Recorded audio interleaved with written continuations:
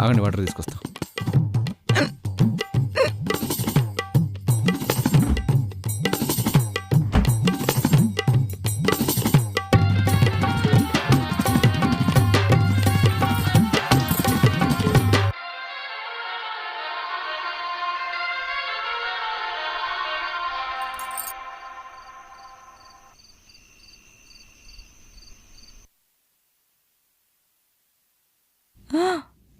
ఏంటిది?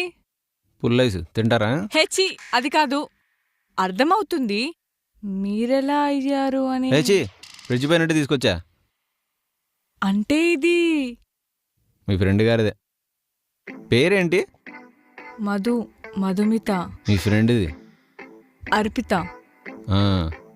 అర్పిత ఎవడికో బాగా అర్పించుకుంది.